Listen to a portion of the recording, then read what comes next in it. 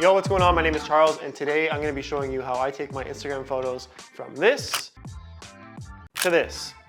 This video is for anyone who's looking to make their outfit photos look better on Instagram. I know it's really hard to do and you're like, oh my God, how do these people's photos look so good and mine look like crap? The truth is all it takes is practice. I'm gonna share with you a few skills that I've learned over the last 3 years using Lightroom. My photos used to look like absolute garbage when I would edit them and I thought they looked good. I'm sure I'll look back at these and think the same thing, but I do also think that I've gotten much better and I know what I'm doing now. At least I know what I like. For those of you who don't know, I post men's fashion content and lifestyle content on Instagram and TikTok as well. I make clothes and I'm very passionate about expressing yourself through fashion. And it's important for me to have my photos presented in a way that makes me feel proud of them and hopefully inspires you guys to dress in fun and unique ways as well. So I'm gonna hop on my computer and I'm just gonna dive right into Lightroom and show you some of the things that I do to take my photos from the beginning stages all the way to the end. You don't need to use Lightroom, you can use whatever software you want. These are more principles than anything. They're not absolutes. You can edit your photos in any software on your cell phone if you want to. I find Lightroom is just very intuitive and I've learned the software very well over the years, so I like to continue using it. And I also edit only my JPEGs now. I used to edit RAWs because every photographer is like, you have to shoot RAW. Maybe if you're doing like fine art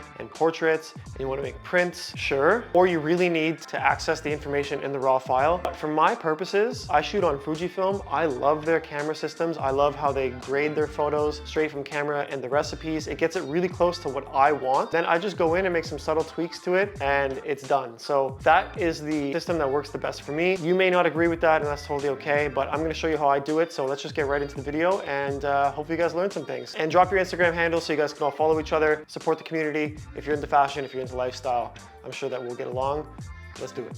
All right, so just jumping right into it, you're gonna wanna open up Lightroom or whatever software you're using. My photos are already in here, so I'm gonna show you some of the recent photos that I took. So I'm gonna show you some of the recent photos that I took that you can see on my Instagram. What I like to do is I like to go through this little carousel at the bottom of all the photos that we shoot. And then I like to star my favorite photos. And then from there, I'm gonna go to search at the top. I'm gonna click the 5 stars. Now these are all the photos that I liked from the shoots and I'll narrow it down further by going through here and editing them. So just to give you an idea, this is one of the recent photos that you may or may not have seen on my Instagram. This is what it looked like before any of the edits. And this is what it looked like after. So you can see I didn't do too much to the photo. I just kind of made slight adjustments to draw the eye to the center and changed a little bit of the tones, but right out of the camera, this is a pretty good image. And this is why I love Fujifilm because their recipes are just so nice, but I always like to give it a little bit of extra flavor. So I'm gonna go through and show you some of the edits that I made on the side here. One thing before I start that I always tend to do on my photos is take this little slider here. This is your blacks. So if I drag it all the way down, you can see the image gets a little darker. And then if I lift it up, it gets a little brighter. This just takes the blackest points in your image and now it doesn't allow them to become fully black. So you'll never have any peaking or anything too dark. It also adds a little bit of a fade to it. If you lift it up really high, you can see how it fades the image. I like to just give it a little subtle, adjustment here, and then that tends to brighten up the image. So I'll bring down the shadows a little bit more and I'll give it just this nice S-curve. I do the same thing with the whites. When it's peaking like this, it sometimes can be a little harsh. So I just drag it down slightly. It depends on the photo, but I really like to play with this curve and keep it kind of subtle. To me, it adds a lot of contrast and it really is a good tool for editing your photos. So I'm gonna go ahead and walk through this photo step by step with you and show you how I made the changes to it. I actually didn't do any color grading on this photo. Sometimes I do, sometimes I don't. First thing I do when I open my photos is cropping this photo to 4:5. This is your Instagram aspect ratio. I like to use the rule of thirds. Normally I put my head right around this top third here and I'm pretty central in this photo, so everything seems to be good. I'll just click the auto straighten button to see if, the computer sees what I can't and it thinks that this is straight. Looking at it, I would agree. So this is how I would place the photo, maybe something like this. And I'm just gonna slowly go through and start making some adjustments. So you can see it's really dark. I'm just gonna lift up the shadows slightly like this. And now that gives a little bit more sort of definition to the area and you can see more of the photo. And I'm gonna go ahead and also raise up my blacks at the same time. So this is like a very flat image, which is totally fine, but to add back that contrast, it's very simple. You just kind of click around this area because this is your blacks and then this is your whites. And I just like to drag this back down to just put that contrast back in the image. But now I don't have those like really deep blacks. So I kind of like that. And then I'll boost the highlights slightly. You can see the more I go, the more they boost, but just like this. And then I'll bring the whites down like that as well. Now the blacks, we'll make them a little bit like more contrasty. We'll add a little more blacks. The whites, mostly looking at this area here because it is super harsh. I'm just gonna drop these right down because it seems like a lot. And then the highlights, I do like this look. I'm gonna go ahead and just boost them a little bit more to give it that haze and contrast. I tend to just leave this. I might go, you know, -2 or something like that. Now, next, this is a very like beautiful warm image, so I like to add a little bit more of that back in. I'll just go 2 on the temperature scale. For greens for me are always sort of ugly. So what I like to do is just move the hue of the green. And if you look at the plants back here, you can see that these are changing hue. I love to bring the greens to about minus, I don't know, call it -18. And then the luminance you can play with as well. This will just, you know, determine how bright these are. I kind of like to drag this down. Sometimes I'll lift it up depending on the image, but I just like to make them a little more dull. And then as far as yellows go, I like to just, you know, drag the slider, see where it's affecting.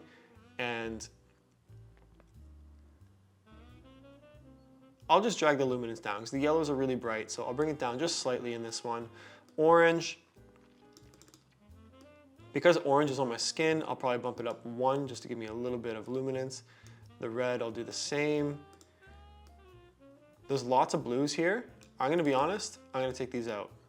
See the difference? You just don't need these blues. I always, not always, but a lot of the times we'll just remove the blues. And if you drag the slider like this back and forth, you can see where it's affecting. We'll go with the purples as well. Purples don't really do anything to the image, so we'll just leave that. And this color here, you can see it just affects these plants slightly. And I don't see any reason to make any changes there. So that's about all I would do on that part of the image. Now to really make this pop, you have to go to the masking and you just click mask here, you click select subject. It's gonna automatically detect me. I'm gonna go ahead and duplicate and invert this mask and I'm gonna play with both of them. So we're gonna go to me first. And what I'm gonna do is just ever so slightly raise the exposure, like maybe like this, okay? A little bit more highlights and play with everything at the end. We'll leave the blacks for now. I might add even a touch more contrast and a little bit more highlights to myself. We're gonna go into the clarity section. I'm gonna add +5 just to sort of, you know, draw the eye. A little bit of texture and dehaze. I might just go like -2. So you can see before and after, the adjustment is it's very subtle, but it makes a big difference. Now we're gonna go into this part where it selects everything except me, and I'm just gonna drop the clarity right down to -15, drop the texture down to, you know, around -8. Dehaze, we're gonna do the same thing, -3, and then I'm gonna go ahead and cool the background of the image slightly. No, we're not gonna do that. I'm gonna add some warmth back in to the background of the image. +10 looks really nice. So we'll keep it there. Highlights we can play with adding a little bit, just lowering the shadows to something like -2 to add more contrast. We'll leave everything else. Next, I'm gonna add a linear gradient. I usually do this around my feet. You can go straight with it if you want. So yeah, we'll keep it straight for this one. What I like to do is just drop the shadows down. This draws the eye right towards the middle of the image. And then I like to increase the clarity, bring it back, just so there's a little more texture, drawing your eye up to me again. And dehaze, you know,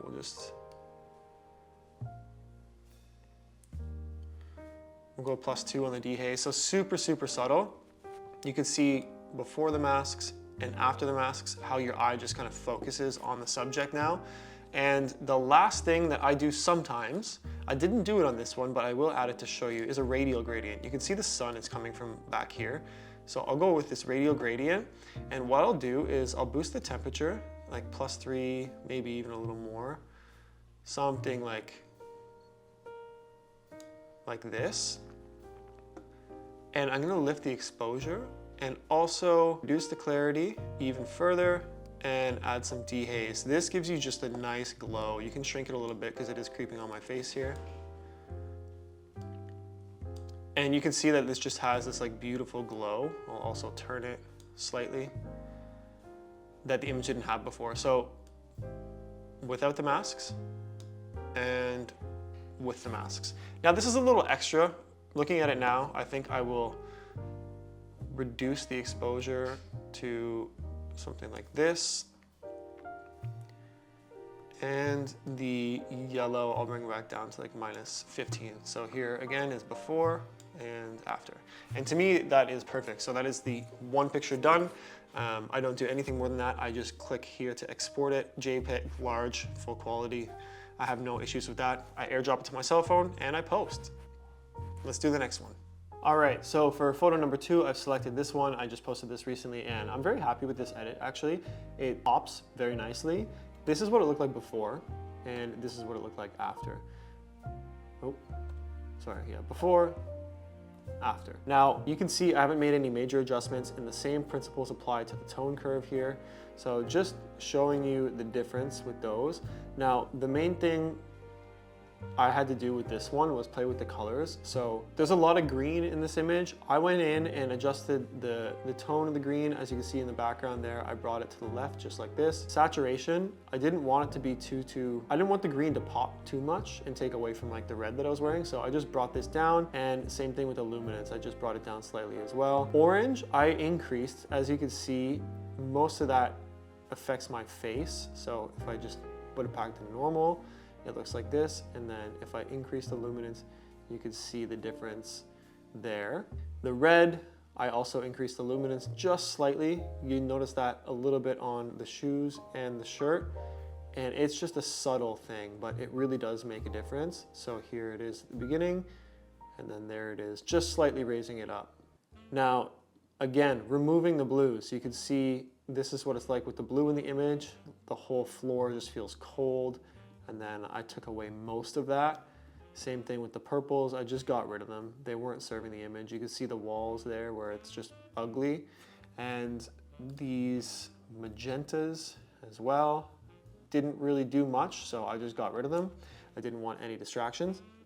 And that's it. Now I play with the color grading a little bit in this one because I just felt like the photo was missing something. This is what it looks like without the color grade. It's just very cold. It looks good, and some of you might prefer this, but I think grading it slightly just really brought it to life. It gave it this like warm overtone, almost like a film photo feeling. It almost looks like it's on a piece of paper. And I never play with midtones, but for this one, I added some greens to the midtones, and you can see how that affects the image here. So that's without it, and that's with it. And I don't know, for some reason I think it ties in nicely with like the green in the background and everything. It just makes the image make more sense and kind of glues everything together. So I did go ahead and add these greens in, and then I left the shadows blank and I just added some yellows back into the highlights. So you'll be able to see how that affects the image here. You can notice it mostly on the floor. So here, this area definitely changes. So here's without. See that? And then here it is with the yellows added back. So that's the image after the edit. In the masking, the same principles applied. Now, this one I ended up putting a linear mask on both sides of the photo. So I draw the eye into me even more, and on the bottom. You can see what I've done here is I've just reduced the shadows and I've reduced the clarity and the dehaze. That is about it. I went -3 on the temperature, so it's a little cooler and it draws your eye into the warmer center. Otherwise, I left it there. I kept it very simple. For the background, I did the same thing that we showed you guys already. So clarity down, dehaze down, and I added a little bit of warmth back into the image, and I minused the shadows a little bit as well. And then on myself, just to make it pop, I've added half a stop of exposure. You can see what this looks like without. Like, it's a crazy difference. It just doesn't make the image pop. And then here, it looks so much better. And it still looks natural in my opinion, and I think that's because of the color grading. But you don't have to go as hard with this. Like, you can, I don't know, you can do it a little bit less dramatic, but I think it suits the photo very well. And I did a little bit of tone curve. You can see how the tone curve affected my body as well. So that's without it, and that's back in. It just adds that contrast. And that was it. A little bit of clarity and a little bit less texture just to smoothen things out. Noise reduction. This is why my skin looks so washed out, is because this was a very noisy photo. You'll see here how noisy it is, in fact. So I just got rid of it. I said, screw it. I'm taking the noise out. I don't care if it makes me look smooth or edited, and I like the way it looks. So without the masks and with the masks, you can see it just draws your eye right to the center. To me, this is perfect. I love it. I'm sure some of you will look at this and be like, oh, I could have done better. That's totally fine. But if you're just starting out, these are some simple little tricks that you can use to make your photos pop and look better. Another one that I did recently that I really liked were these ones for Uniqlo. This was a paid collaboration actually. So let me see. So I did this one for Uniqlo, and this is what it looked like before. This is what it looked like after, just a little bit warmer. You can see I've cropped it, gone into the masking, done my linear gradient, touched up my background, and did the same thing to myself. Exact same things that we talked about in the last two photos applied. I added a little bit of warmth to the highlights. So if you just take a look, this is it without, and then this is it with. It's just super subtle, but if you look at the floor, it kind of goes from blue, so this is before, it's kind of blue, back to yellow, blue, yellow. And to me, it just is a nice little touch. I recently did a shoot with the Fujifilm X106. They lent it to me, and that was a very fun camera to play with. These were the photos from that camera. This is what they look like before the edits, and this is what they look like after. You can see I had to go in and do a lot more masking here on the wall. So if we look at the masking, I've sectioned off myself to add clarity. I didn't use the select subject tool here. I just was in a rush, to be honest with you.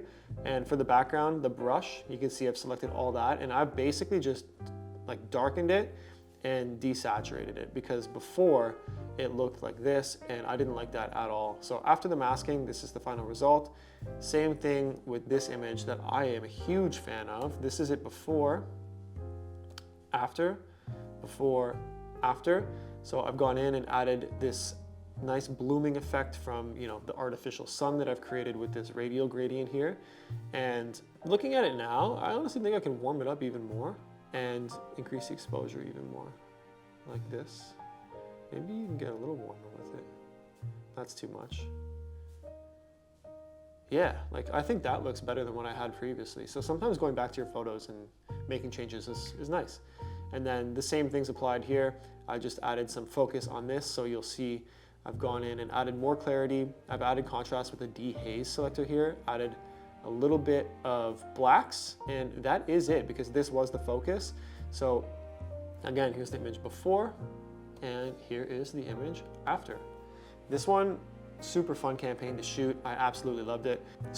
So that's it. That is kind of how I edit my Instagram photos. I don't really do much more than that unless the photo calls for it. Sometimes you get a photo that has just like a huge like green wash to it or blue wash to it. I'll do my best to sort of like get rid of that or play into it. But in general, these are my main tools that I use. I just add a little bit of contrast, raise those blacks, and then play with the masking to draw the eye to the focus of the image. And I'm having great success with it. I love the way my photos have been turning out lately. I don't think you need to shoot raw to do your Instagram photos. You can even do all this stuff on iPhone if you want. If you have any questions at all, guys, leave them down below. Let me know what you think about this video. It's a different format, I know, but I just wanted to get you guys something while I'm at my parents' house. We're in the middle of moving right now. We don't have our place until October. It is currently September, so we're watching over this place while my parents are away. And as soon as they come back from Spain, we'll be moving into Toronto to our new home. And I can't wait to show you. So click that subscribe button if you guys like this video, if you like men's fashion, lifestyle, interior design, like house tours, photography, things like that. I'm your guy. Thank you again for watching. I love you, and I'll see you in the next one. Peace.